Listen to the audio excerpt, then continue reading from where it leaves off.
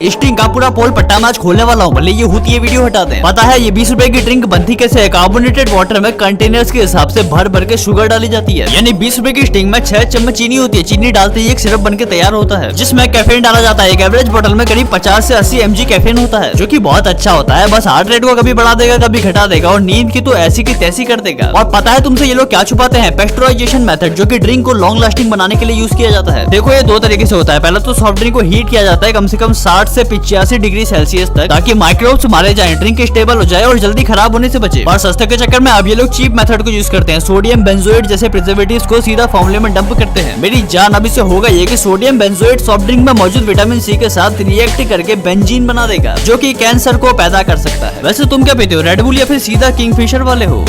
North Korea से भागने का ये तरीका बाहर आ गया तो ये मोटू मेरे पीछे भाला लेके पड़ जाएगा। पहला, चाइना रूट बहुत कॉमन है पर रिस्की। बॉर्डर फेंसेस को पार करना पड़ेगा जिसमें करंट हो सकता है, और सीधा ट्यूमन रिवर को पार करके चाइना में किसी तरह घुसना पड़ेगा। अभी भी काम पूरा नहीं हुआ है। चाइना से सीधा मंगोलिया या थाईलैंड जैसे देशों में जाना पड़ेगा और अब तुम सेफ हो। दूसरा और सबसे मजेदार, खुद की बोट बनाओ, ईस्ट की तरफ जापान को जोड़ने वाले समुद्र में एंटर करो। वहाँ मिलिट्री कम होती है। 700 किलोमीटर का सफर तय करो और तुम अब जापान में हो। या तुम येलो सी, जो वेस्ट कोस्ट में साउथ कोरिया को जोड़ के रखने वाली, वहाँ से जा सकते हो। काफी बार हो चुका है। 2023 और 2021 में तो लोग इस तरीके का इस्तेमाल करके इस मोटू से बहुत दूर चले गए।